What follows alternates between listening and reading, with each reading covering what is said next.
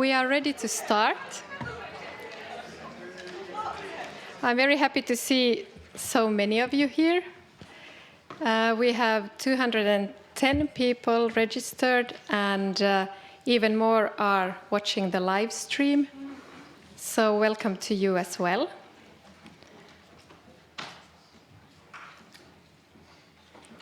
Working together is part of the purpose of life. Together for Inclusion is the theme of our conference. Inclusion of each other, inclusion of youth, inclusion of people, old and new. Together with you, together with your ideas and your dreams. NordMatch is a platform for finding colleagues, old and new, and for sharing ideas and experiences. Use it well. My name is Anki Hellberg Sågfors, and I want to welcome you all to NordMatch. You in the auditorium, and you following via the live streaming. If you have any questions during these days, you can ask Riikka Wallin, who is the event manager, or Adina Tallberg, who works at the registration desk, or myself. And there will always be someone at the registration desk if you have any questions. Most likely Adina.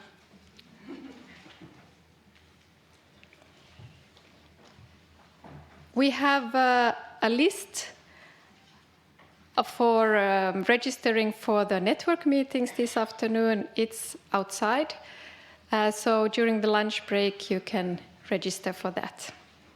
And there is also another list for tomorrow's study visits, so you can choose between those, and we will also present them later. This afternoon we are working in advisory ring groups, and we have already put you into your groups. And I will say which group you are in just before the lunch break. There is still, for those who haven't registered to be in advisory ring group, we still have a couple of places left, so no worries, you can fit in. NordMatch is about cooperation, and it has been done as a cooperation. There are like 15 different organizations who have been included in the planning, and we are very happy that it's possible to work like this.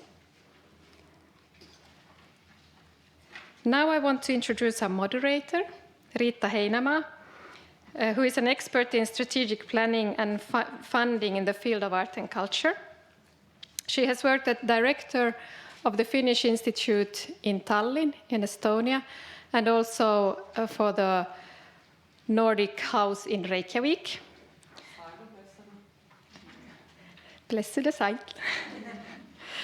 And also at the Theatre Academy here in Helsinki, and at the Secretariat at the Nordic Council of Ministers in Copenhagen.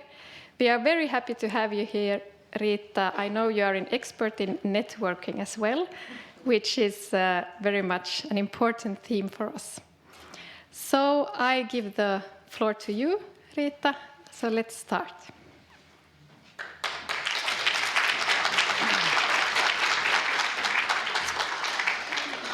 Thank you, Anki, for the kind words. It's always nice when somebody else presents you to have a summary of what you have done. Also, on my behalf, I would like to warmly welcome you here to NordMatch, to Arcada, and to Helsinki and Finland. It's lovely to have you all here. We are actually now, as Anki said, 210 participants from 8 countries. From Finland, Sweden, Norway, Denmark, Iceland, Estonia, Latvia, and Lithuania.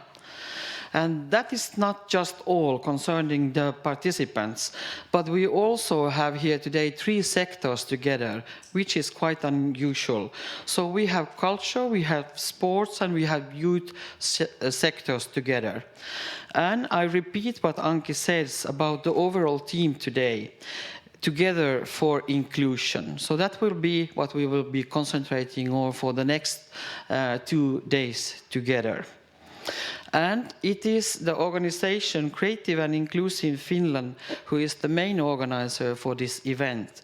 And it's amazing that they have been working together with 11 partner organizations. So I especially want to mention it. And in the program book you find the so-to-called logo landscapes, so you can find all the names of the partners. Oh, here you find the logo landscape. So it's a beautiful landscape to have a look at. And Anki already presented the main event organizers, and I just want to add that if Eureka could stand up and be a model. Thank you. You all see that the organizers, when we ordinary people have a dark ribbon like this, the special people, they have like this color. and you can always be in contact, as Anki said, with the organizers. So you just go after the color. And concerning the arrangements, I would also like to pay a special attention to the collaboration with the students. And today we will have students from Arcada University of Applied Sciences and also students from the Metropolitan University of Applied Sciences working together to make this event a success. And it is appreciated very much. Yes. And the students, they actually have very big ambitions for these 2 days. Among other duties, the students will mingle around and take photos and video shots for the NordMatch social media, but they will also record material for a documentary. And I would like to say, so please, let the students know if you don't want to be filmed, so they will take that in consideration.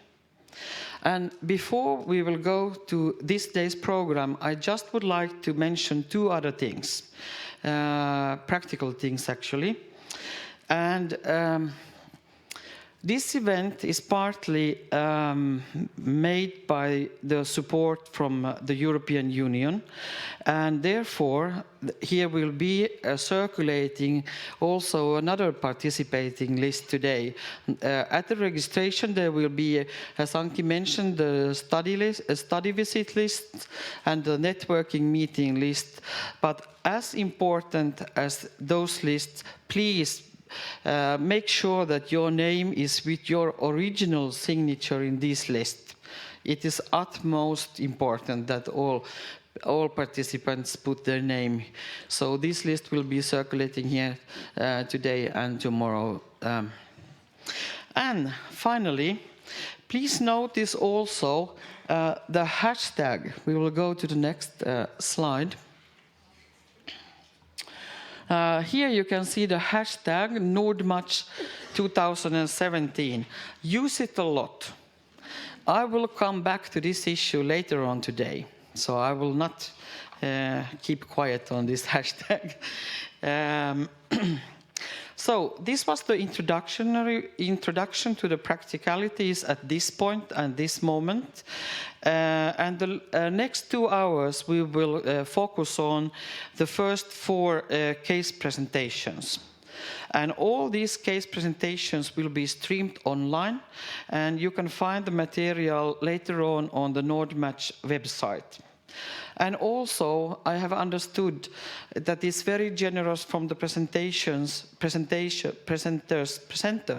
that all the PowerPoint material will be also shared later on at the same website. And we will have a very strict time schedule now in the morning. So that means that we have given each of the presentations 20 minutes. So 20 minutes, so that it includes also, it has a possibility then that we will have also 1 or 2 questions from the audience. And that means that every presenter will have 50 minutes.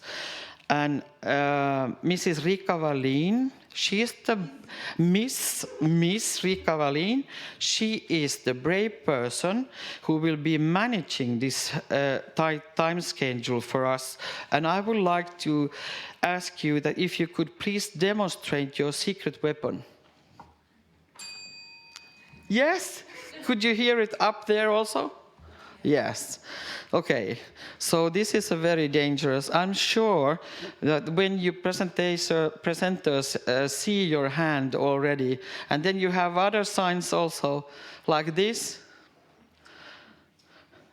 This is what ambassadors use, you know. 5 minutes, 5 minutes. But I think that the clock is like excellent that you demonstrated this. But now I would like to ask Mrs. Sandra Smona from Latvia, actually the Latvian Society for the Blind, come up and have the first presentation.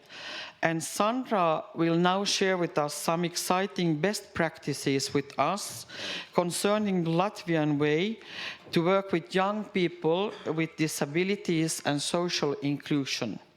But before I let Sandra to begin her presentation, I would like you to come to the microphone and answer one question, a personal question, that if you could share with us 3 things that you would never want to give up in your life.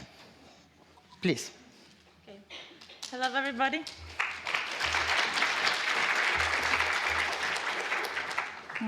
My name is Sandra, and those 3 things, I think it's, first of all, it's laughing, because you always have to be like a positive person. The second one is believing in all good, and the third one is maybe be friendly with the other ones, so get new friends every day. And so, now I'm gonna... Thank you. Yeah. And the 50 minutes, it starts now. Now, okay. Can you hear Sandra? Is the microphone okay? Yes, please. Okay. So I'm representing Latvia, and if can be concrete, then Latvian Society of the Blind. And I'm going to tell a little bit about our organization, and then I will tell you about the youth organization and the projects that we are implementing in the frame of... Thank you very much. Latvian Society of the Blind is like the non-governmental, non-profit making organization, and it's founded in 1926. It's almost 100 years old, so we're old ones. And it is the only organization which is representing interests of blind persons. And in Latvia, we have our organization has 11 regional representations, and which is like divided in small organizations and covers all Latvia. And our organization's greatest set is the people who are strengthening confidence of organization about people's equal right and equality. And also we are providing rehabilitation services for the people with visual impairment. We are providing also a monthly magazine, which is for the blind persons in Braille and in audio version. We are providing Tiflotechnik. If you don't know, then Tiflotechnik, it's a special technical aids with sound functions for the blind person, because the best way how to get information for the blind is audio versions, of course. And also we have the local radio, and also we have the daily center for the old people. And we have the youth organization, and of course, in our organization we have 2,500 members And from all these members, only 300 is youngsters. So it's not a lot, but those youngsters who are in our organization, they're very actively and they are taking a part in different kind of projects. And talking about the education in Latvia, we don't have the like one specialized programs of training of visually impaired persons, but we have secondary school, which is located in a blind village, where the young people can get education, primary and secondary. And more often, those people are choosing by themselves suitable future occupation. And it is very nice that the high schools are very open to the students with visual impairment, and they are adapting the studying place for them. And the state covers all technical aids what this person needs. So this is like the integration in the normal, if I can say normal environment, in normal studying processes. But anyway, a blind person needs a support person if he is going to study to another school. There is the example of what kind of professions the blind persons are learning, but in our society we have different kind of occupations. Like we have a blind lawyer, we have a blind text editor, rehabilitator, and even we have a blind person who is a guide, and he is a guide in one city, and the tourists are going to the city, and he is showing all those objects and telling about it. And it's very interesting that the blind person can be a guide. And also we have one blind waiter in a restaurant, and of course you cannot imagine how can he work if he's blind, but all those everything is adapted for this person just to let him work, and he feels very necessary to the society.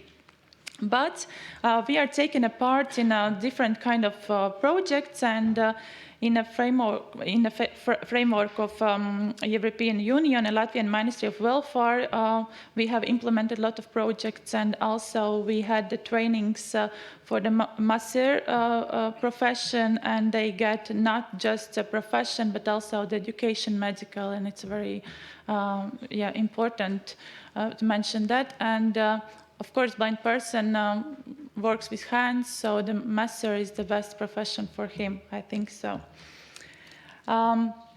We are cooperating with State Employment Agency, and they are offering for us a very good project, which is the subsidized workplaces. I don't know, probably in the other countries also you have the subsidized workplaces, and the subsidized workplaces, like he can work up to 36 months, and the salary is paid by state. Employer has to pay only the vacation money, and also this person has one-time dotation for adjusting workplace, and sometimes it's the blind person needs maybe special monitor, or maybe a special table or the desk, so you can get one dotation at 711 euros to adapt the workplace.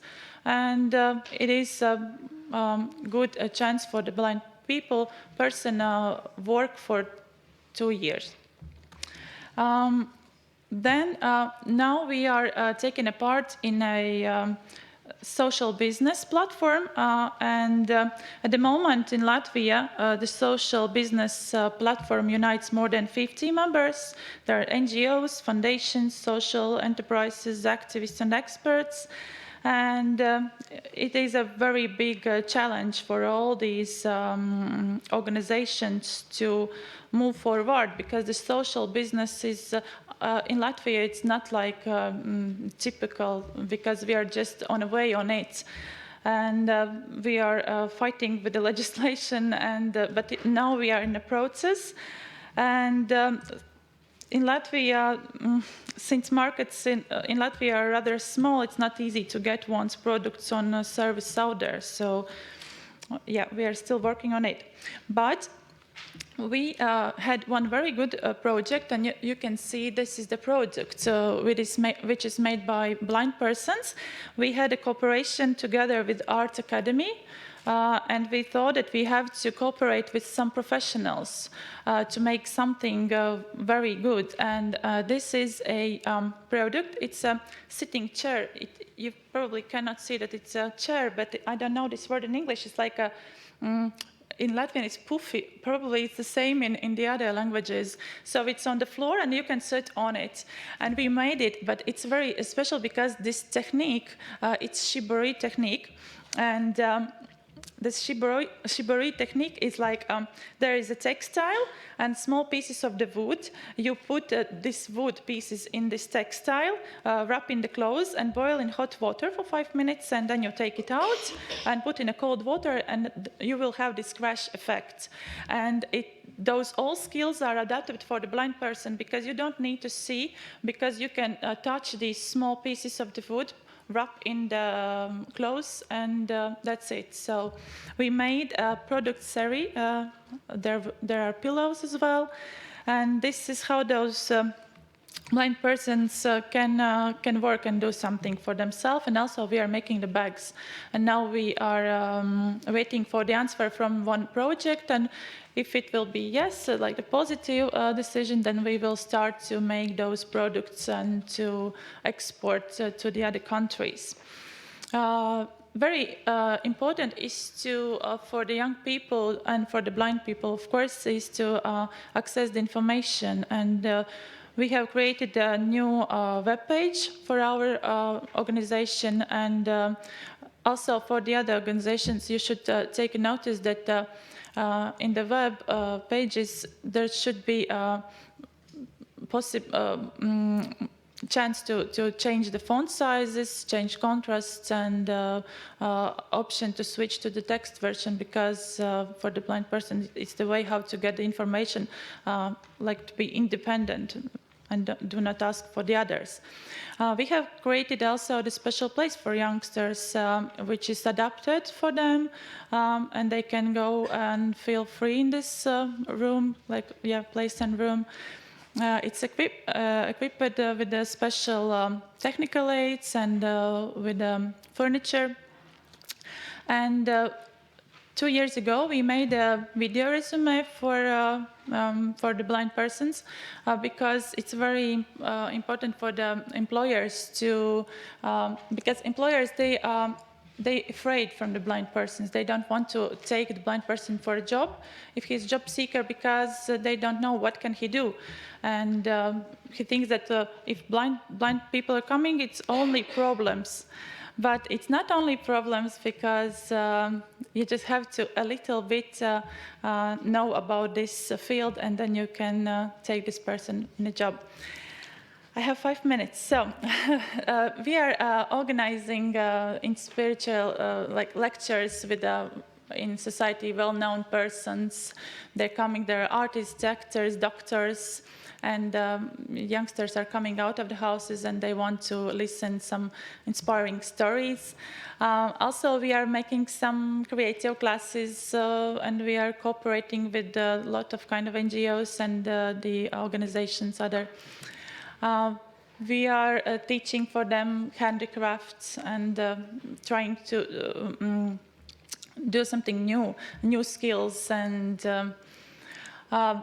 one of my favorite things and the processes are culture, and this is like innovative educational project. We had a musical theater, and we invited professionals in this field.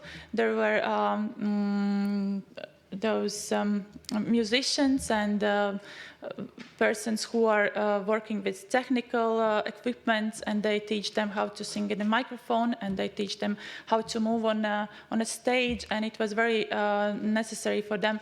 And also for all these blind persons, we invited youngsters from the secondary school who had no problem with the sight, and they were like support persons, one blind and one with a sight person. And those youngsters from the normal schools, they felt very how to say, they appreciate this possibility to be together, because we worked together for 6 months and we made very interesting and very good musical theater. And now this project is still on his way to the other peoples. And we also had 3 minutes. We also have a project, Darkness Has a Color, and we made this project. The blind persons were painting. I know it seems like not possible, but it was possible because they were painting with the fingers, with the feelings, and these you can see some of the pictures, some of the paintings, and we had an exhibition and people were coming and they were very excited about that. And also we're cooperating with politicians because they have to know about us and we have to know what happens in this field.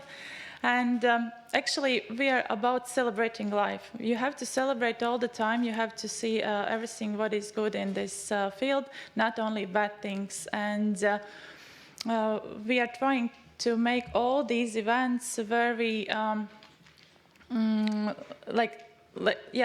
rather promote admiration, not the compassion from everything what we are doing.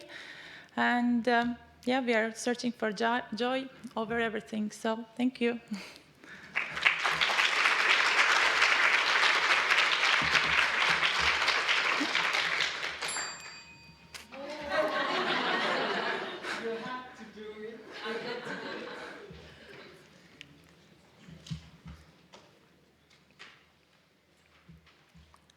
Very good timing. Yeah. I saw what you were showing to me. Now we actually do have time for 1 or 2 questions from the audience. So, as you say in Danish, først i mølle. Please.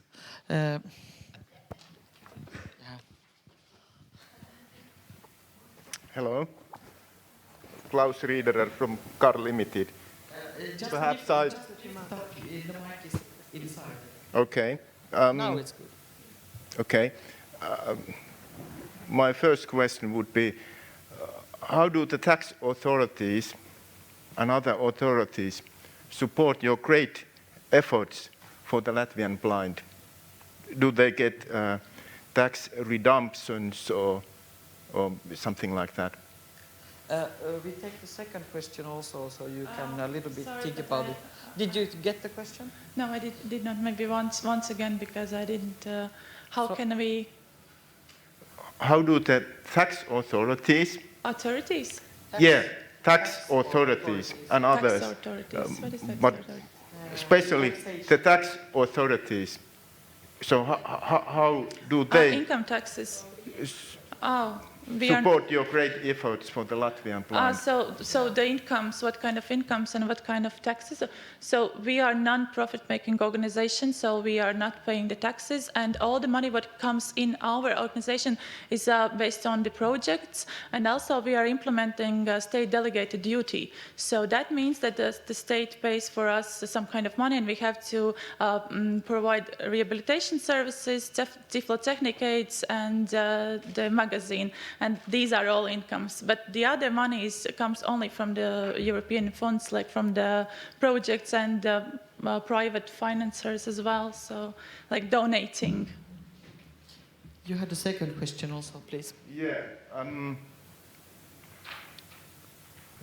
What can the blind persons give us, the sighted people? What do you think? Can they give us methods to improve our spatial hearing skills or whatever? So what can we learn from them? Well, I think that the blind person can inspire the other people in all ways what they are doing. They are singing, dancing, and they are writing, and there is nothing what they cannot do, because first I saw that they cannot paint, but actually they can paint some beautiful pictures. So I think 1 or 2 hours together with a blind person, it is like 2 or 3 hours with some kind of very famous person, because everything what he says is so so true, and it comes sort of like really from heart. And yeah, I believe that he can see with heart, like not with eyes. But those things that they have done, they're absolutely gorgeous. And I think that if you could come to Latvia, we could show you a lot of things, and our artists, our painters, and everything. So I think that it's good to know that there are different people from us. They're not different, but they are. I think they're a little bit like here, and we are a bit here. Yeah, that's what I think. So. Do we still have time for one question, or is it the clock, please? Oh, maybe you go a little bit closer. Yes.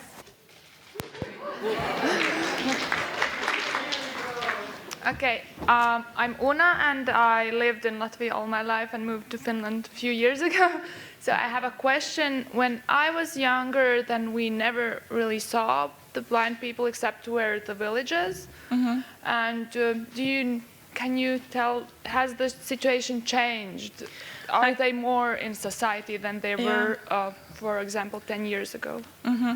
Actually, situation has not changed, because in Latvia there is the village, special village for the blind persons. It's located very close to the nature, but it's still in the capital of Latvia, in Riga.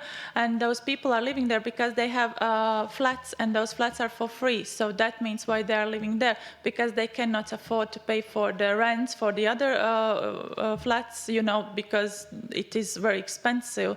And yes, they are located mostly in this one place, in this village, but also, of course, blind people are living in all Latvia. So that's why we have 11 organizations, our organizations, which are covered whole Latvia. So it's, the blind person can go to this organization. It's like close to his house. But in Riga, there is just one display still. But there are a lot of people living, like maybe some 700 with the blind, with the visual impairment. So, yeah. Thank you. We will give a big Thank hand. you.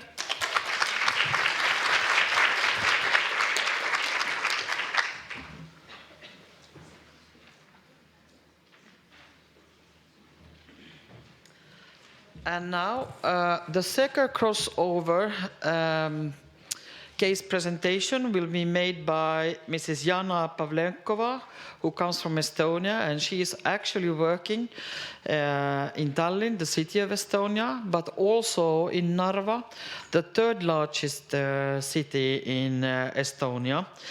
And I'm sure that we will all be very inspired of the case that she will be presenting, the educational TV show Technolic. And please, before I give you the floor, I will hand you the same question, that could you please name us 3 things that you would never want to give up in your life? And then the microphone is yours. Please come. Hello from my side, and big thanks that you have invited me. And also thank you very much for Sandra for this such an inspiring first keynote, because I know we have in Tallinn, we have theater for like blind actresses, theater.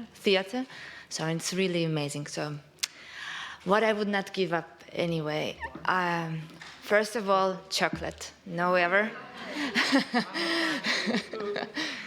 Coffee, no ever. And the third one is almost the same extreme, that I will never give up to say yes to all kind of strange challenges that are coming up into my life, unfortunately. Thank you. And now you can relax and make the most of the presentation. Thank you. Thank you very much. And yes, I just wanted to point out that I'm also really excited to be here, because I've learned that this is a Swedish minority place in Finland, and I'm also representative of so-called Russian-speaking minority from Estonia. But originally I'm coming from Jewish, I have Jewish roots, so I do like this mixture what is very often represented in minorities. So we are like very, very diversified minorities. And what I do in my life, that I really would like to explore the frames and to explore my abilities to do something. And when I see some kind of puzzle missing in my world, I don't have any kind of other possibility as just to contribute and to create this puzzle and to put it into my world. And I would like today to share with you my experience about the physics, how to become a mainstream. And if a normal life of girl in my age, it was filled with the fairy tales and dolls, my life was filled with fantasies, and I was really fond of all kind of sci-fi movies and books and so on. So I was living always in technology and all kind of fantastic worlds. But then I realized that there were some kind of hypotheses and books and effort that our future, the technology can scarify us. So there was always somebody who would say that be aware of the technology. And in this case, we have created, I mean our society has created a new understanding of like the new hypothesis of singularity. That it means that we are afraid that intelligent agent, in some case, would enter the runaway reaction of continuous self-improvement until we cannot manage it, until we just need to escape, or we just be defended by our own creations. And I think that it comes just because we do not understand the technology, what we are creating. We are creating, and then we forget about what we have done. And then we have a new generation which is also not connected with the old technology, and they just consume some kind of results of what we have produced. And this is what I have realized, because I was a little bit helping our schools in teaching technology and microbiology. And I'm just, skip for one slide just to come back that we have in Russian animation culture, we have a very epic cartoon named Hedgehog in the Fog. And if somebody can know that this hedgehog was in the fog, and he thought that there is horse in the fog, and he was like shouting, horse, horse. But then he has realized that there was old there. And that's what I was finding out at schools, that children, they like somehow use the latest models of the iPhones, but they do not understand what the technology is behind. And I decided that we need to do something with it. So I have found this puzzle, what is missing in my world. And at that time I'm still holding the master degree in physics, and I was working as a strategist for government and for local governments. And I was like this very boring, like speaking everywhere about some regional politics mainly. But I wanted to create something to become a mainstream, and I wanted to create a TV show. But I was absolutely no any kind of idea about the media, any kind of idea of TV production or how it goes and from what you should start. So I was really this hedgehog. And then it took 19 months to create my first 19 minutes episode. And then it was started with almost 300 kids in the event I called the Day of Inventors. So I created a TV show about the newest technology. And during this journey, during how I have done it, I just figured out some hints what I wanted to share with you today. So first of all, of course, when working for the government, to being like on a rather secure at working place, it wasn't any kind of necessity for me to go to the TV production. But everything has been started with my friend, who has taken a position as the new TV channel editor-in-chief. And she said, you know, we will make a hackathon. And please come. Just take a random idea and please come. I said, okay. So everything has started with my wish to help my friend. So the first hint is just try to help and love your friends.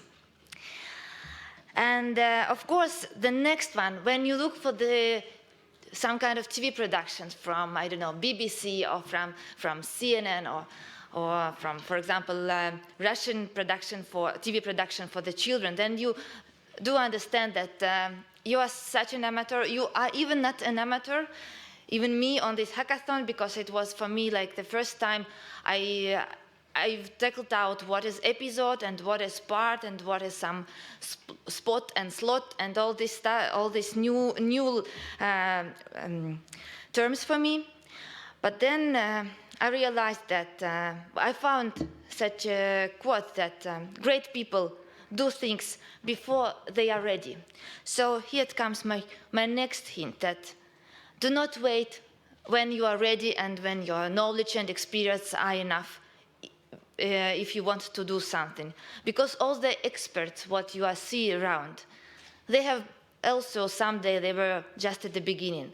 And now you have a more advantage just to use them as to get an inspiration or to get some mentorship.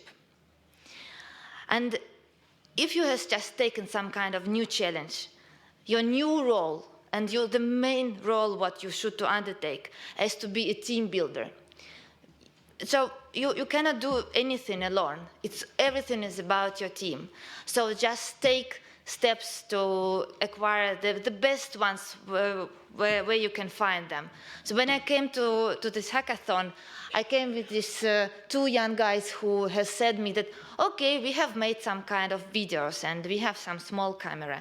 And then I get girl, she is one of the best organizers of different events in Estonia. And this guy is one of the best designers in Estonia. So they all come together to help me.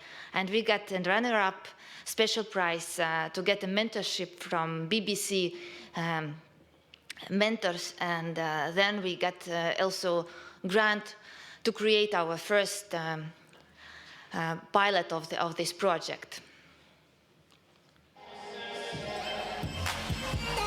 So it was told for Dominica dance at this time. So this was the result of hackathon. So with this result, I came out from the hackathon totally tired, a little bit happy, holding this, not paper, but this kappa, how we call it, with special prize on it. And I said, okay, what's the next? And then now I can say that, yes, the TV production is like real-time strategy arcade to play in your real life. So what you should do and how you should start. And for Technolic, for this TV production, we have created this like arcade approach that Technolic is like holder of this TV show, that he should collect different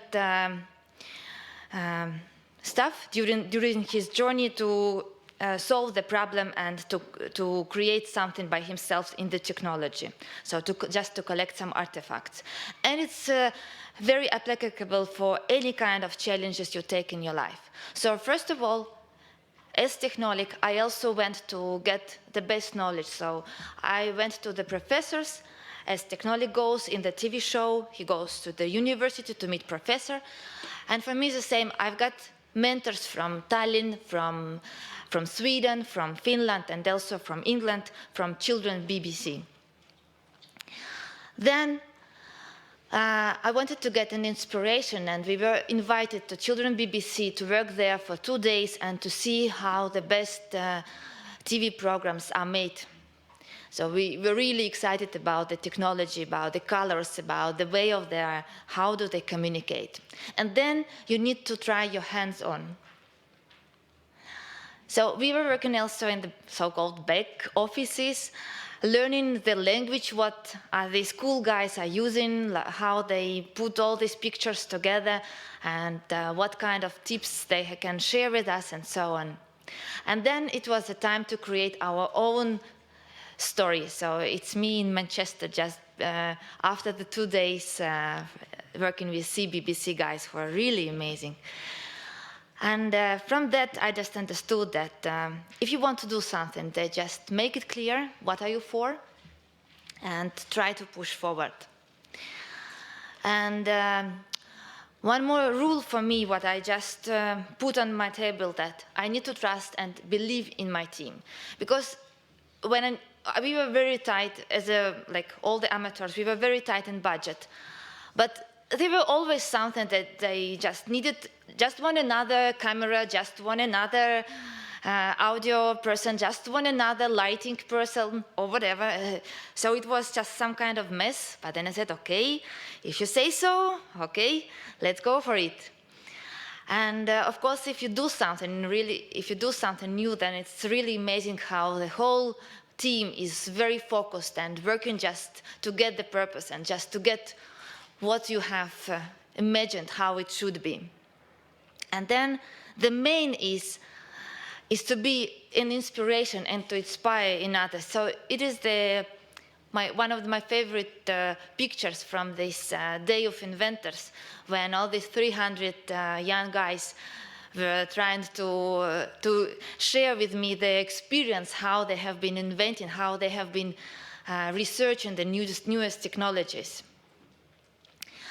And what I like to do during all my initiatives, that I like to provide tailored value, not only for so-called like target group, as we used to use it in project management, but also to provide the value for the team members. For example, I don't know, is it possible to show somehow here?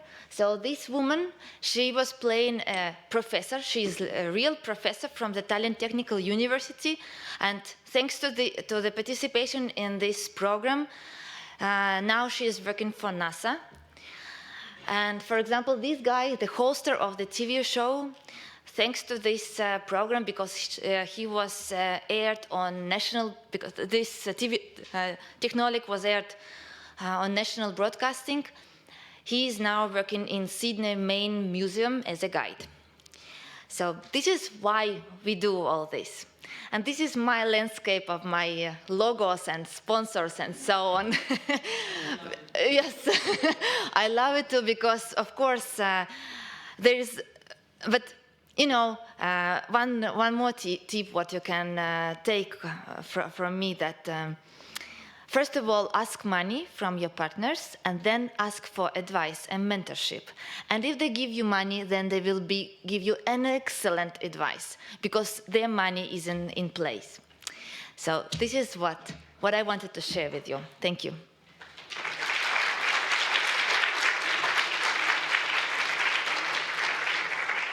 I just maybe add one word, that this TV show, the first pilot, was produced in Russian.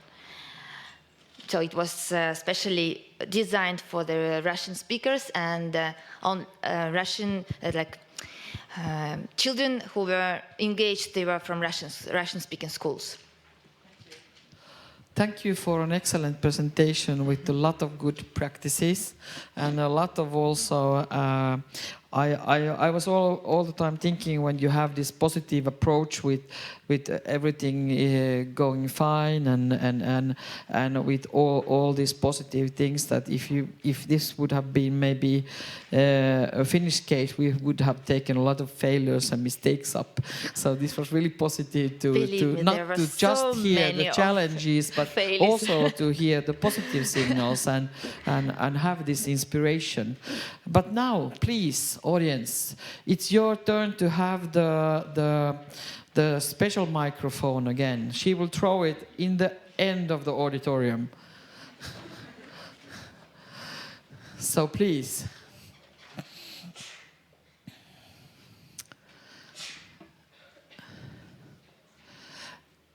Anki? Okay. I have a question. How many episodes have you done from the Technolic? For the pilot, we have created 4 episodes, and now we are designing 12 episodes as a second season.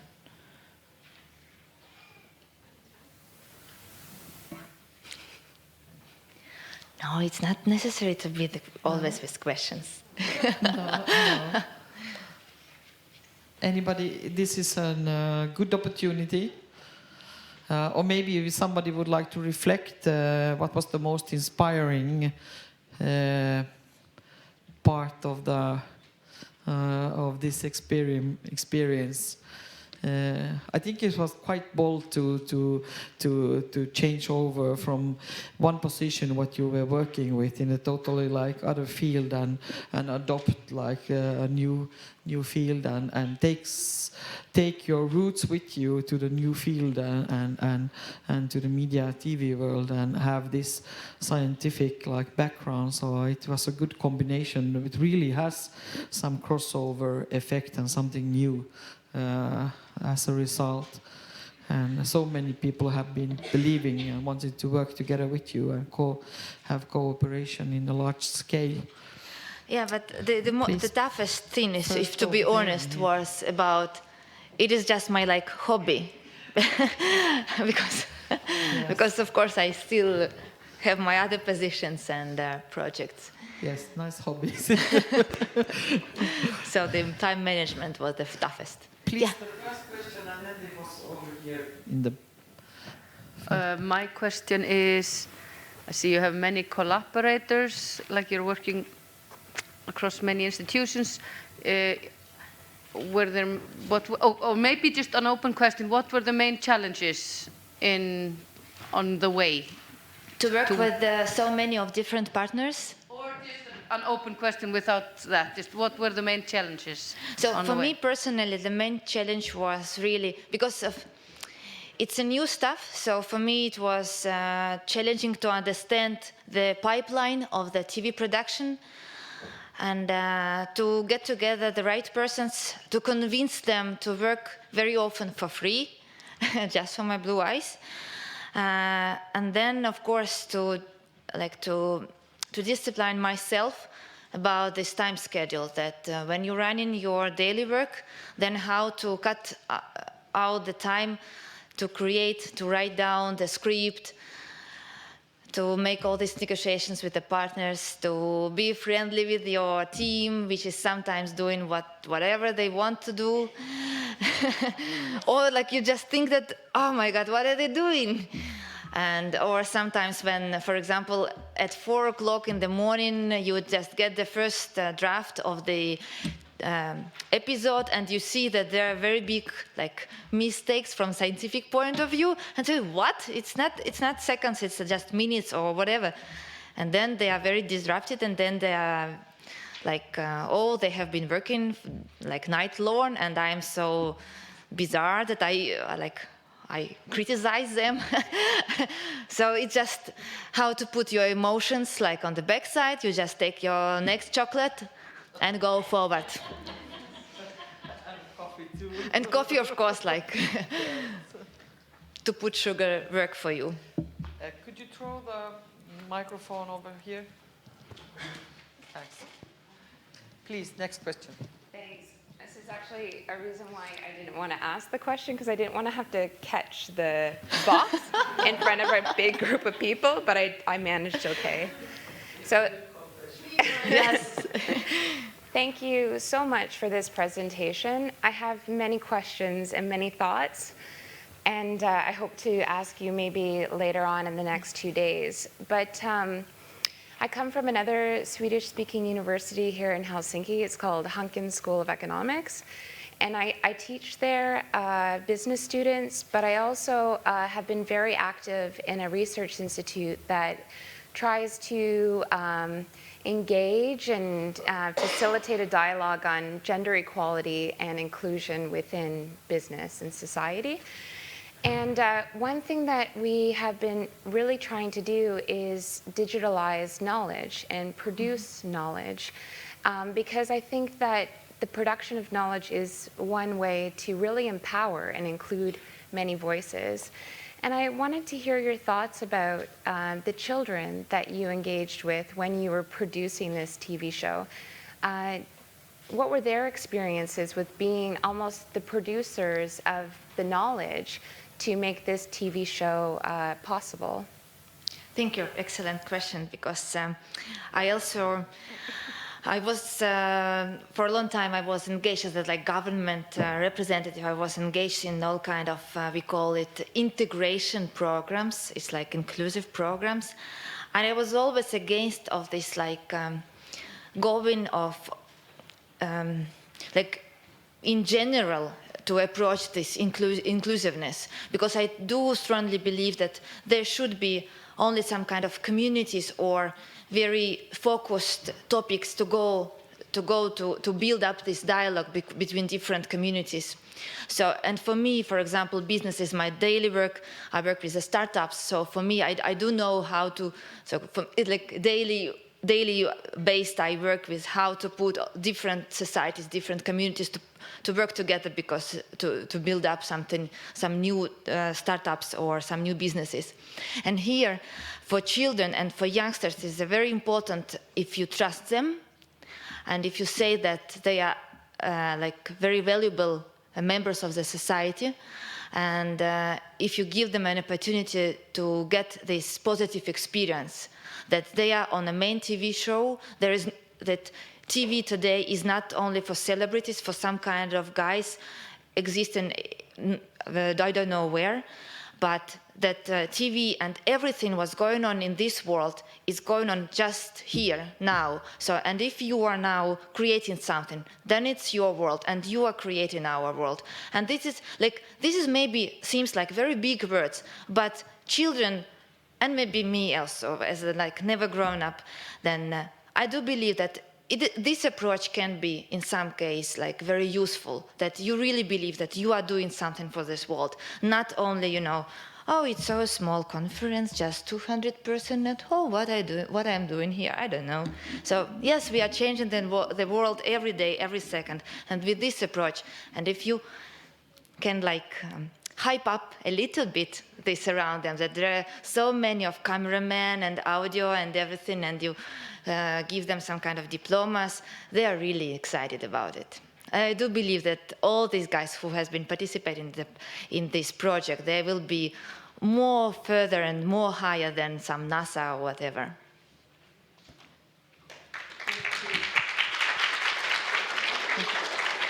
Thank you for the inspiration. I see that maybe we would have to go further in the program.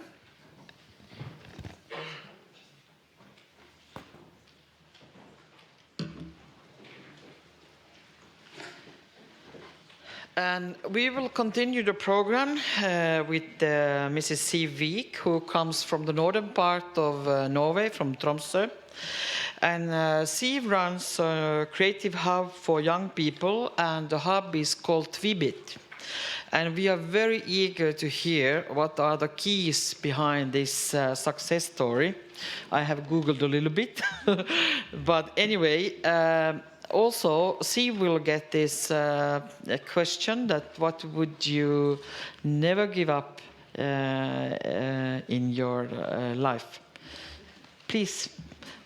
And I would like to say that we still have the same cup of water here, so it's fresh and fine. So you can just use this one, please. But first the question. Hello. The question, that's a very difficult question to answer, I think. For me, first of all, love. I cannot live without love. It's very, very important to me. Second, I think traveling and always experiencing new things, getting new input. And third, doing new things every day, doing things that scare me, like this. I'm a bit scared. but I mean, looking at you guys and all those happy, friendly faces, I feel good. Yeah, I just want to add that I think that this last answer, that doing scary things every day, it's a good introduction to Tvibit also. Please, the floor is yours. Yeah, I will just 2 sentences before the video. No, just wait. Yep. Yeah. I'm here to tell you about Tvibit and about how I, through my 18 years of working with young people, have seen how innovative methods of youth work and empowerment of young people have transformed a city and a whole region. And first I will show a very short film, and then I will talk about our experiences.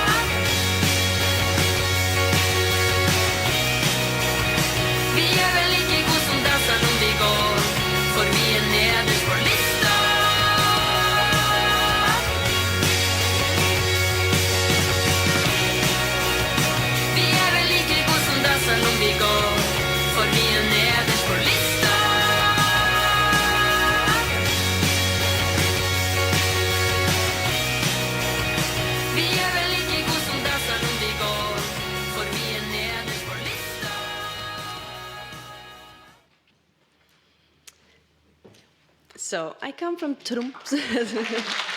Thanks. I come from Tromsø in the northern part of Norway. And with its 75,000 inhabitants, Tromsø is the largest city in the northern area. Compared to other cities in Europe, Tromsø is very, very small. But when you speak to some of the people that live there, you might think that Tromsø is a city of 1 million inhabitants. That is because we have the mentality of a metropolis of millions, and we compare ourselves to New York, Berlin, and Tokyo. It's completely crazy, I know, but I think it has to do with the fact that when you live so far north, you have to do everything yourself. You cannot expect anyone to do anything for you. And this creates a mentality of independence and a force of implementation. And Tromsø is a very young city. Out of our 75,000 inhabitants, 10,000 are between the ages of 15 to 25 years old. We're also a university city, so in addition to those 10,000 young people, we also have about 10,000 students, making Tromsø one of the cities in Norway with the highest density of population under 30 years old. And this is a massive resource for the city and the whole region. We're also so fortunate to be a very international city. People from 144 nationalities from all over the world live in Tromsø, making the city multicultural and innovative. But I'm here to talk about Tvibit, the youth center which opened 17 years ago. Tvibit is a creative hub for young people and young professionals in the city center of Tromsø. It is run by the local municipality, the Department of Culture and Sports, and has for 17 years worked with empowerment of young people through cultural activities and autonomous projects, which basically means that projects are run by the young people themselves. And last year, we moved into the building that you just saw in the video after 16 years in a different, much smaller venue. We moved into the old fire station, which we renovated extensively to fit our needs. It is a building now of 3,000 square meters, 4 floors of creative space for public use for free. And today we have 19 employees in the core management of the house and approximately 2,500 visits per week. That's a lot of visits. 2,500 visits per week. It's a lot. The main target group has always been young people from 15 to 25 years old. And Tvibit is a safe arena for young people to explore different fields and challenge the expectations that the grown-ups have towards young people. We also emphasize being an open center where young people can easily become involved in new activities and environments. And we work mainly project-based and peer-to-peer. So you've seen some of the content on the film and the photos behind me, but what I want to talk about is our methods and our way of thinking. But then I have to turn the time back 20 years. It feels a long time ago, but it also feels like yesterday. So in the 80s and the 90s, there was a completely different atmosphere in Tromsø. We had youth riots in the city, and the existing youth house was closed down due to problems with drugs and alcohol. This was a big embarrassment for the city. I mean, you can just imagine having a youth house where young people use drugs. So the overall view among adults in Tromsø was very negative towards the younger population, and they were especially against having activities for young people in the center of the city. And that's where the story of Tvibit begins. So in 1999, the politicians miraculously agreed to establish a new youth house in the city center. And we were 5 relatively young people who were given the task to create this new youth center.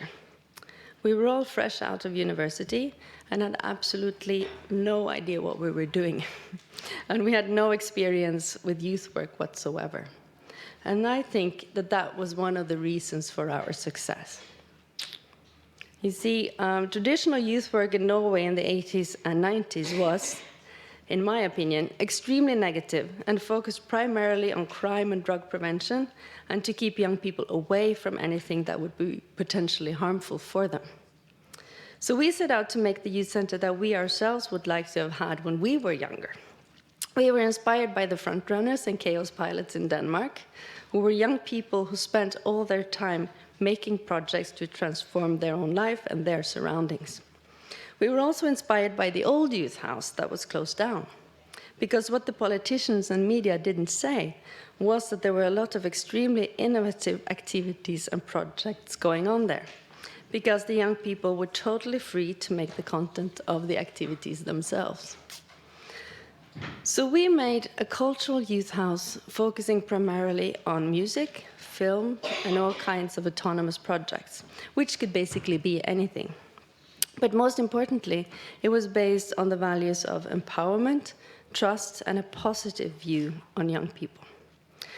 The method that we use is simply project-based participation, teaching young people methods of creating their own projects and achieving their own dreams, and in that way actively changing their own lives, their local society, and the city as a whole. Because we believe that everyone has a dream or something that they feel very passionate about, regardless of your background or your issues. Everyone is a positive resource if you focus on their strengths, their interests, and what they are good at. And the method is really simple. We have the resources, the house, the equipment, the money, the network, the experience, the mentoring, and etc. And the young people have ideas and dreams. So Tvibit is fueled on young people's dreams. For 17 years, we have given young people mentoring, keys to the house, yes, they are there when we are not, and access to all the equipment and facilities for free. We also give them money from our own budget to make their projects. They think it's a sack of money. It's basically just our activity budget that we give to them instead of making activities ourselves. And this has led to hundreds of autonomous projects every year. Like that. So based on this, I want to share 5 things that I've learned from our experience and mistakes that we've made through 17 years. Of course, we made a lot more mistakes and learned a lot more, but Rika is counting, so time is short. First, ideas. The idea itself is not that important. It is the fact that it's their idea that is important. And our job is to find out what they are passionate about because they need to own their idea. But the path from idea to action needs to be very short. Second, balance. It is important to have a balance among the users of your services. And with balance, I don't mean 50-50. Because there will always be people with negative forces and negative impact on the group. And the negative forces are so much stronger than the positive ones, so you need a lot more positive forces to counterbalance the negative ones. Maybe 70-30, maybe 80-20. We learned this the hard way, actually, 10 years ago. We had two guys working in the cafe. They had dropped out of school and came from an environment of smoking pot and doing petty crime. We thought that 2 out of 100 wouldn't be a problem and that we would have a positive impact on them. But what happened was that their friends started hanging out there, and suddenly the other kids didn't want to be at the center anymore. They just sensed that the atmosphere had changed and that Tvibit was not a positive place to be anymore. And it happened so quickly. Within 2 weeks, the whole clientele changed. The outreach services in the city were thrilled because now they could reach all their subjects in one place, but we were terrified, and that was a real wake-up call for us. 3, real youth participation. There are unfortunately too many youth workers who have no idea how to implement youth participation. Real youth participation means giving young people the method, resources, and power to implement their own ideas and beliefs in the way they see fit, not just choosing colors on the walls or give input on activities that are already led by the youth workers themselves. 4, trust and responsibility.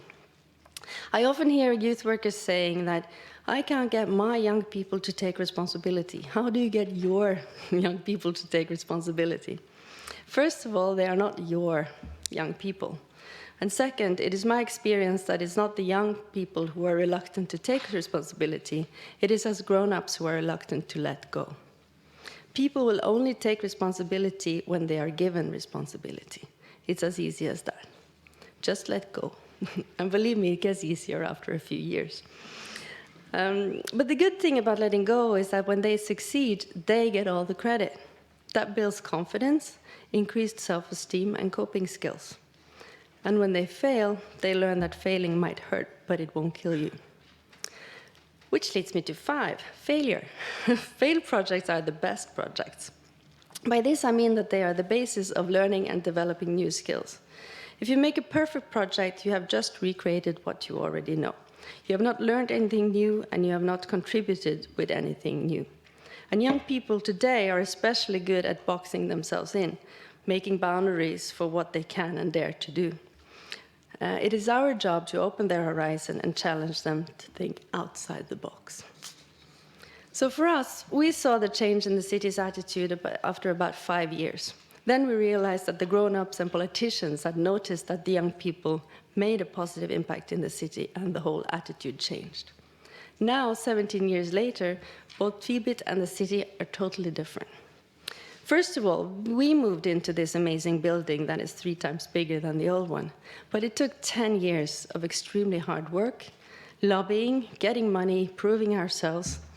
But now all the politicians are patting themselves on the back for having the biggest youth service in Norway. And the definition of Tvibit expanded. Tvibit today is a production and resource center for amateurs and professionals in music, youth culture, young health, film, and creative industries. This means that we have professional and semi-professional artists recording and working in-house alongside young people. And the main target group is still 15 to 25 years old, but we also work with younger and older groups in the music and creative industries. And so far, mixing age groups and different expressions are going very well, but of course we have challenges, and financing is a continuous struggle. But we work immensely on the ground level still, because there is a new generation every year, and without new people, new ideas, and new projects, we do not evolve. And if we do not evolve, we die. So Tvibit is not the same as we were 15 years ago, and I pray that it will not be the same 5 years from now either. I think our journey has just begun. And if I can buy 1 minute from Rika, I have a very short story. Okay. Because to summarize, I want to tell a very short story. Because 15 years ago, 2 18-year-old girls, they had dropped out of school, and they wanted to make a free 1-day outdoor music festival called North of Nowhere. They had no organizing experience at all. So they started out wrong with the idea that if the festival is free for the audience, you don't need any money to organize it. That's a bad idea. They also did not have the right equipment or facilities like toilets, etc. And if you're expecting 1,000 people to show up, you definitely need toilets. So they eventually realized that they were in trouble and came to us just weeks before the festival was about to happen. We helped as much as we could, and the festival was carried out through okay. But the girls were disappointed because this was not what they had envisioned. What we did was to challenge them to do it again next year, but this time, of course, more young people got involved, and we did it with our mentoring and network. So the next year, this festival was, one. It's okay. Yeah. I just wanted to That's fine. That's fine.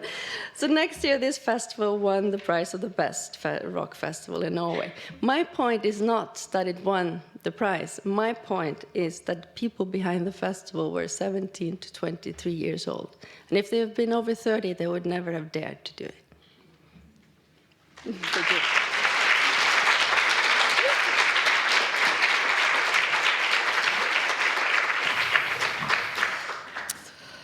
Thank you, Siv, for sharing this with us, and especially the five keys. Yeah. I'm not sure if everybody agrees on those five, but we'll see. We have again the possibility to up over there, the first one. Oh, please. You can throw it. Oh, please. Thank you. Hello, my name is Nico, and I just wanted to ask, I know you're getting your funding from the government, right? Sorry? Where do you get your funding? And also, second question is that, do you make profit, or are you a non-profit institution? I start with the first. We're a non-profit institution run by the local municipality, the city of Tromsø. But our funding is always a patchwork of all different kinds of, like, local, regional, national, Nordic, Barents, European, even the Norwegian Peace Corps, we have different projects. So because we run, basically we're project-based, so all the different finances come to the projects. Thank you. Oh, super. Next one.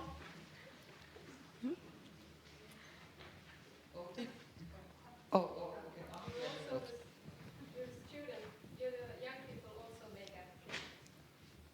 Yes, they do. And we also teach them how to apply for funding or sponsorships or for their projects, absolutely.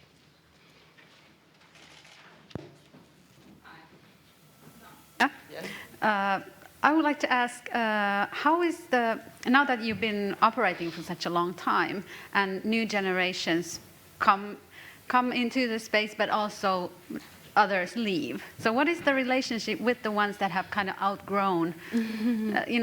Are they sad that they are kicked out, or what kind of community is built from the people that have already been there? That's a very good question, because after 17 years, of course, many of them are grown-ups. But I think people sort of, it's almost like they never leave. They carry it with them. If you've been active at Tvibit, you carry it with you to whatever, when you go to education or to work. Now we have Tvibit people all over the world, and they also contribute back because it's like Hotel California. You can check out, but you can never leave. It's like, because every time they come back and contribute in workshops or as mentors or just to tell their stories.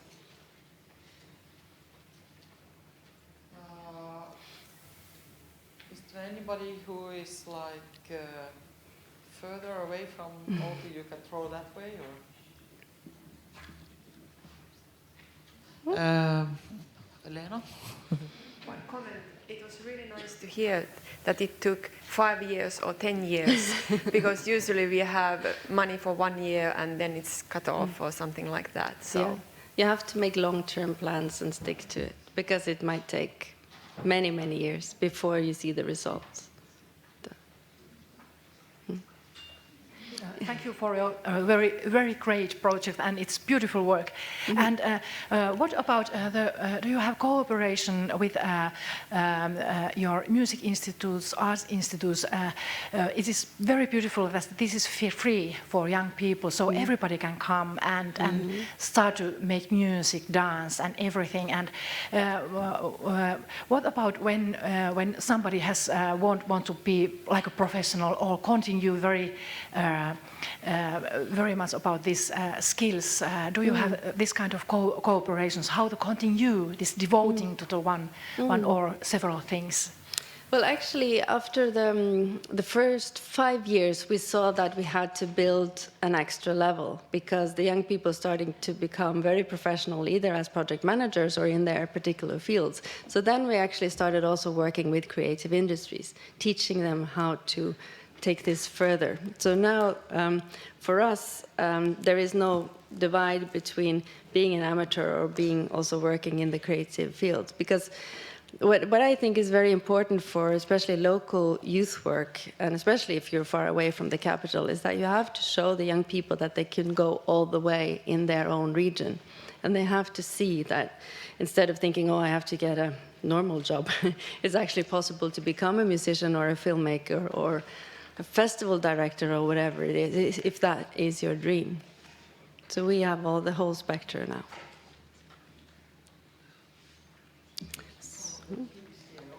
I also have a question.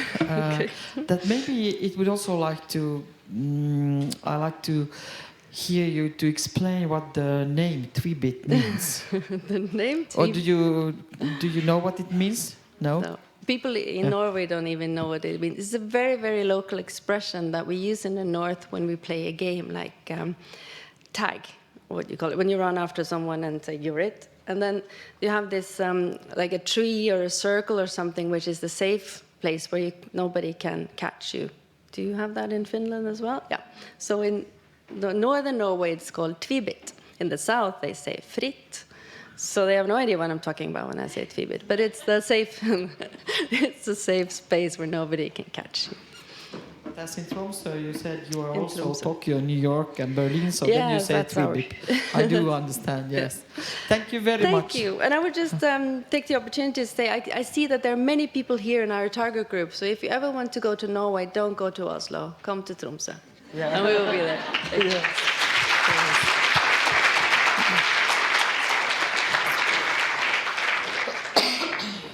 Now, before we go to the last case presentation, I would like to ask you, how many of you have already used the hashtag NordMatch 2017? Good, about 1/3 of you. I will ask this later on again. But you're doing fine. 1/3 is fine at this point of the day. And now we are ready for Mr. Bengt Andersson from Sweden.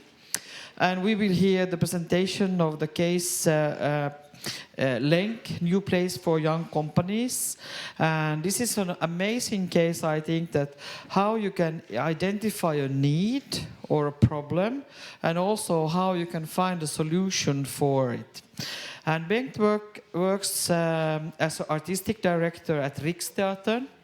And formally it's called the National Touring Theatre of Sweden. And also I would like you to reveal 3 personal things that you would never give up in your life. And after that, the floor is yours. Okay, thank you very much. Hello. What would I not give up in my life? Yeah. Maybe it could be sailing, because I love the intention of just doing it, not where you're going, the way you're going. I will not give up, I'm kind of old-fashioned, so I will not give up paper newspapers. I'm reading them as I'm addict to that. And then I will not give up my own curiosity, because I got it from my mother, who was very curious of everything, and I try to take care of that one. So I try not to do the same thing that I did yesterday all the time. Thank you. Now I see. Okay, I think that you don't have any time at all, but Anki is having the popcorn. So your 50 minutes now. Now, okay. Then I try to make it like this also, maybe. So länk, or link in English. New place for young audience. New place for young people performing them. Theater plays. Scripts, you may say in English. Why did we start this? We started this in 2011. And the reason was this. There was almost no contemporary play written for young companies. Almost no play at all, even not the classic plays, who have many roles for women. Very few plays was age appropriate to the cast like this. And the cast like this is from 10 to 15 or something like that. And no large cast plays that addresses subjects that engage young people. That was the reason why we started it. Oh, and then I wrote like that. What we did, we started to commission from the best playwriters that we have in Sweden to write specific for the young cast, for the young people. And this is the companies that are into Länk. The first year it was 25, I think. The next year it was almost 50.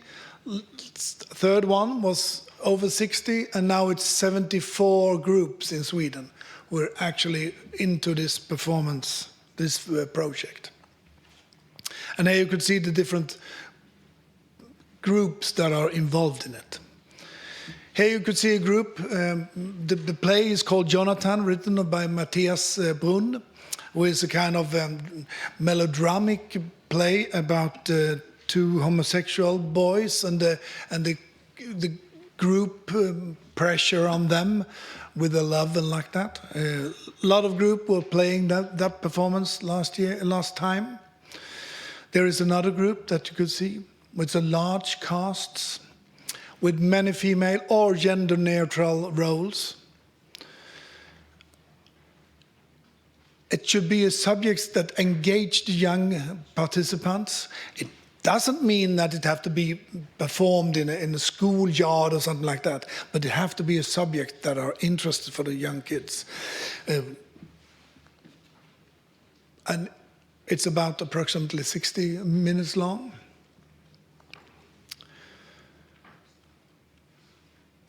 We will also take care of all the right stuff, the right to play the performance. Every group have the right. If they participate, they could play the performance 5 times without any money put into the author or some company or nothing like that. And then they also could play on this regional festival and the national festival. Who is the writer this time? You will see them. There is Mariwan Hosseini, who is writing The Periphery, which is talking about the kind of history that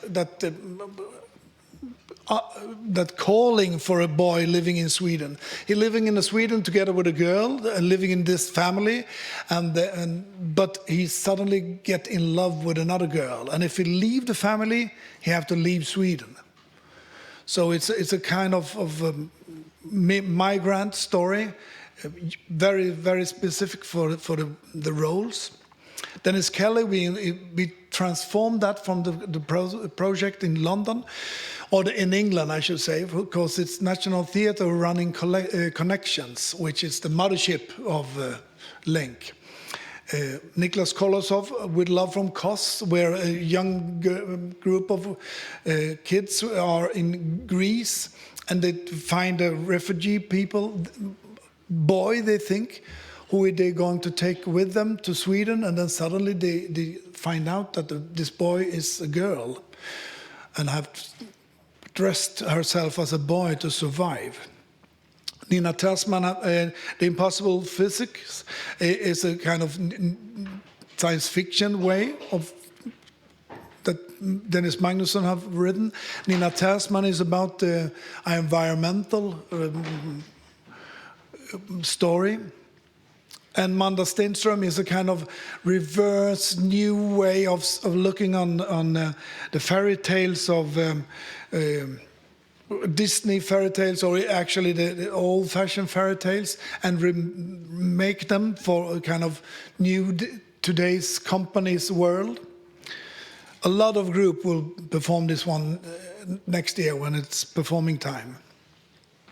How do we then do to make them to investigate into all the leaders who is running this? Well, we make this the director's weekend, we call it. The director, it means that all the leaders of the different groups come to Stockholm. We let them meet the director, who has also read the play, and we let them meet the author. And then we have a workshop according to the plays, and also other workshop, so that it became a kind of educational weekend. Then we're providing opportunity for the teachers and the company leaders to develop their directing skills. There we have the different develops that we do on this directing weekend. Especially voice for young actors is a very sought after workshop. And of course, if you have the opportunity to meet the professional director and the author of the play, you could address your thoughts, your question directly to them, to make it grow in your hands when you are working with the classes and the young people who is performing it. This is a picture from last time, not this year's director, but it's 2015, and last Länk 2016. We also do this, I have this over here also. Every year we make a new handbook saying, this is things you should thought of. Think of this. Help with making posters, making everything that you could have. Every question you have, we hope that we have an answer on that in this folder. There you can see one of the performances for a couple of years ago from Supergymnasiet in Malmö, my hometown. And then every group play the performance in their home local. And they encourage to work closely to the local organization. Riksteatern is an organization where we have 240 local non-profit organizations, and we have 40,000 members, so that they could work closely to them. Here is another performance called Children of Killers, written by Katori Hall. Katori Hall, it's a play about this murders that was committed in Rwanda, something like 15 years ago. It's a very dark and very, very special play that young people really find a way and keys to open up to according to their own world. There you can see a couple of the posters that everybody do. This 2018, it's a biannual festival. So 2018 in the spring, there will be 11 performance festivals in Sweden and one national festival at Riksteatern in Stockholm. And groups are going to this different regional festival and meeting each other and see each other performances.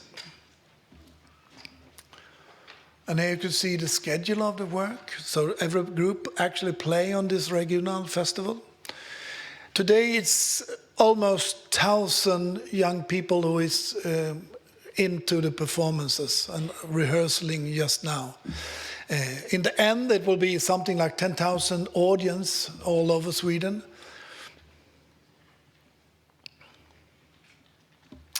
We have also then another main thing was also to publish the plays, the script after we have made them, commissioned them, so that they are now living a new life with all amateur groups in Sweden, and they suddenly have a bibliothèque of new written plays that they continually play. Have you seen me again? The National Festival is in Stockholm. Riksteatern having a huge house, including 6 separate theaters and rehearsal room over that. And it's a kind of headquarter for Riksteatern where we make performances. And then we tour all over Sweden. This is the calendar. Maybe it's not so interesting, but it's a biannual. So it takes 2 years to have a new festival of Link. Here you see the history of it. We started in 2010, and then 2012 was the first festival year, 14, 16, and now we're working on 18, and we are planning for the 2020.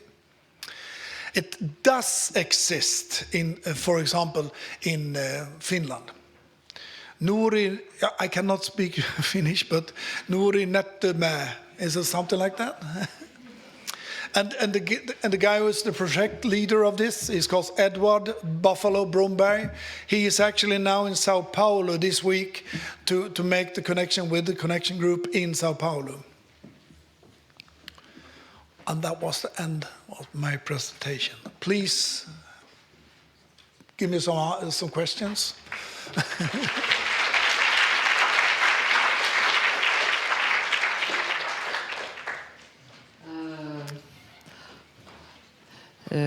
Before I give the questions to the audience, I would like to ask that you mentioned that the original concept came from London, from the National Theatre. Yes. And you also said that now there's also some activities going on already in Finland. Yeah. So what would be your best advice to take the first steps if some organizer would like to begin to adopt this concept in another country? Because we have 8 countries now here, so it would be very good if you could little bit open it up how it was in the... Because you are an existing organization. Yeah. Does it mean that it is necessary to have an existing organization as a platform then? Maybe it's a good advance to have it, but I don't know if you really need it. But Steve said something. Try to look upon it in the longer terms, because Riksteatern, when I started the Riksteatern in 2011, this was a project that was meant only to be 1 year or 2 years. It's a 2 years project, and I said it couldn't be only one time. It should be glamorous for the project leader to make this new fantastic project, but for the young people, it doesn't change anything. Keep it going, I should say. Try it, keep it going, and it will grow by itself, and it will grow with the young people. That is why. And I could say also, we do work now on a Nordic co-production between Finland, Sweden, and Norway, and we commissioned a new play that 3 different writers write, one Finnish, one from Norway, and one from Sweden. It's called Migrants. It will be a kind of summer camp here in Finland, in Tampere. So it will become a summer camp from the groups from these 3 countries, and they join together and make a new performance, and they will play it in the Tampere International Festival this upcoming summer. So this is the next step for us, just now. Actually, I have a second question before the audience. Sorry.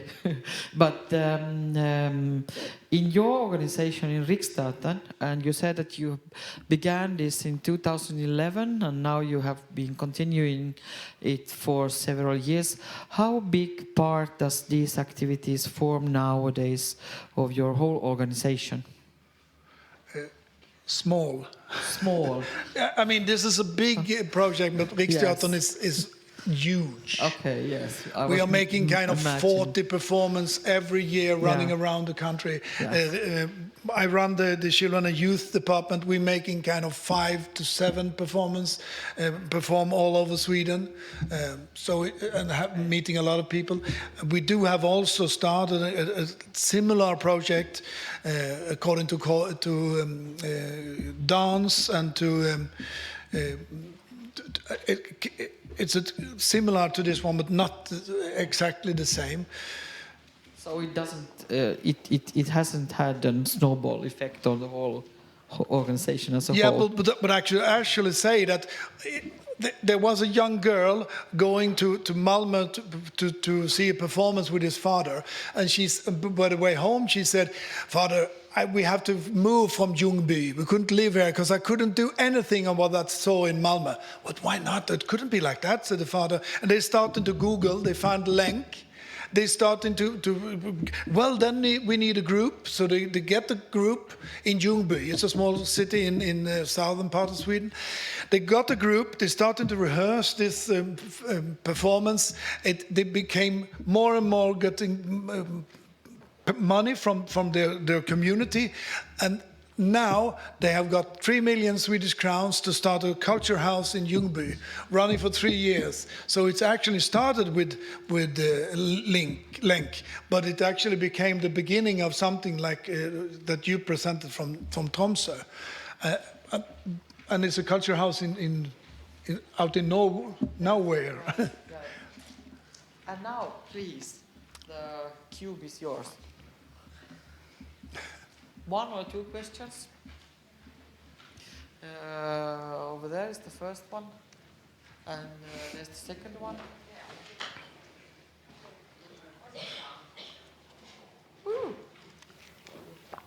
I would like to ask, it's like involves to that what you just said, that has it been some studies of the effect to the youth that has been playing on the theater, like professional plays, that has anyone studied the youth that has been making these huge theater projects? That what's the impact to the youth? Nobody have studied that, but I could say that I'm constantly get new actors that I put in the performances, and the first one now said, "I started with Länk in 2011, and after that I became fascinating of theater, and then I got to the high schools of theater high school, and now I'm just graduated." That would be really interesting, because that's the what actually the finance section needs. Yeah. What's the impact? Yeah. And then when you show the impact, then you get more money, or like proper way of financing things and structure and everything like that. Yes. But I could say also that all these teachers are actually, by their practice, they also gaining a lot of knowledge. Yeah. That is kind of, you could say it is kind of the silent knowledge. Yeah. Something like that. And we have now initiate and starting academic education for the leaders. So the leaders can apply and go to this course, and then they use their own work as a part of the studies, and then they also, of course, go writing things and like that. And it's on the Stockholm High School, University of Stockholm, who is running that together with Riksteatern. Sounds very interesting, and also if you think social studies, also in Finland there's some research and some projects that are arts and culture as a welfare and empowerment, and that's also what you do actually. Yeah. but it would be really nice to have some studies, and then you can also here in Finland, as we involve different projects, so it's really nice to have examples. So it's been working here. Yeah. But thank you. Okay, Thank you. And the next is behind you, next row. Hi, I'm Carolina, and I would like to ask how young actors become actors part of LENG. Do they have to apply, or how do you find them? No, it's actually, it's not individual. It's a group who is applying. Then they commission to be part of LENG, and then they have these 5 different script that they have to put one of them on stage. And the group is either a kind of, it could be ordinary high school. It could be high school directed for arts in one way. It could be amateurs. It could be some group, something else. We do not put any rules for that so much, and it's not applying at all. Everybody who is signing and going with it are into it. And of course, it could be too big for us, of course. But now it's 74 groups. It began with 26 or 24. So and we still think we could run it. Thank you. Let's see in the spring. Thank you. I think it was really, really interesting. And it was also interesting to hear about that, how strict the concept is with the large cast and 60 minutes and so on. That you are like in a safe concept. Yeah. And then it's other things going on. But please don't go away, because I would like also to have Sandra, Jana and Siv coming up, because the organizers would like to thank you all with a small gift. So, Sandra Smona, Jana Pavlenkova, Siv Vik and Bengt Andersson. And first the presents and then applause. Thank you.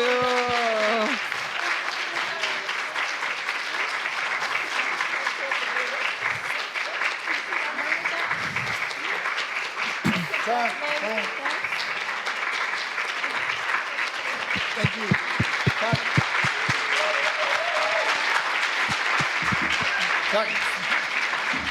And please use the opportunity, as Siv said, it would be a pity if you would not network with these presenters now when they are here. So use the opportunity and be bold and go to speak with them with your own thoughts and your own ideas and projects and questions that you are wondering over.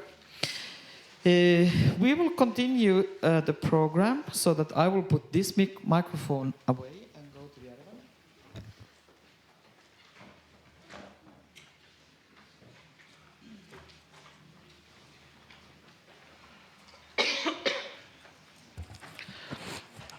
Okay, the program will continue, so that I will ask Anki Hellberg-Sågfors to come here to present the advisory ring method.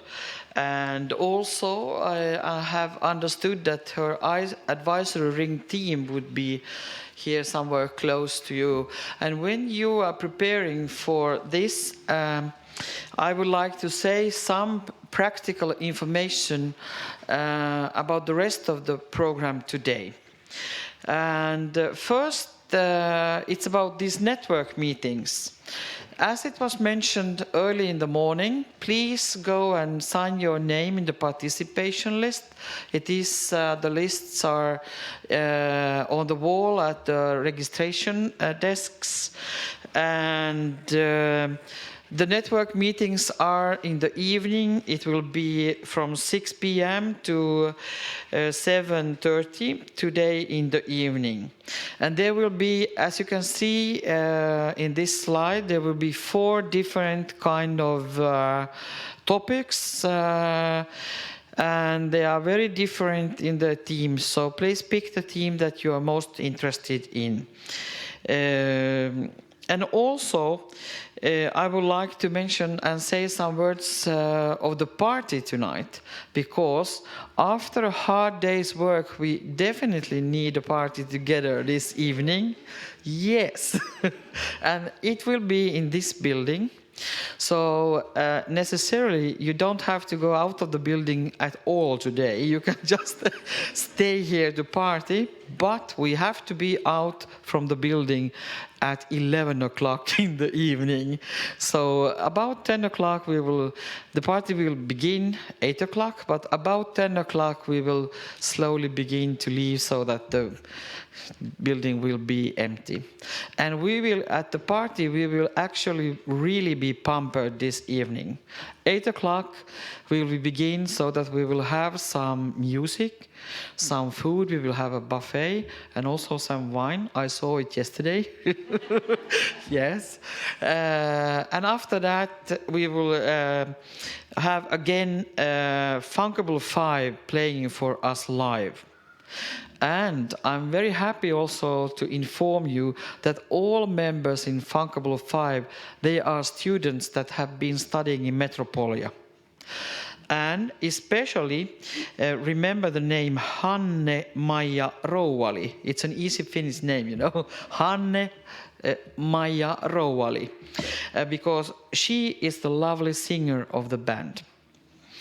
And and yes, as I was just saying, that in NordMatch these 2 days, it's very much encouraged that it's allowed to speak with strangers. So use this opportunity for these two days. Especially, don't leave the party if you haven't got familiar with at least 2 or 3 new people that you haven't been speaking or met before. So I will try also to mingle around and present you to each other, even if I don't know any of you. But anyway, I will try to do it. So, and before I give the mic to Anki, I would also like to say a word of the program tomorrow morning.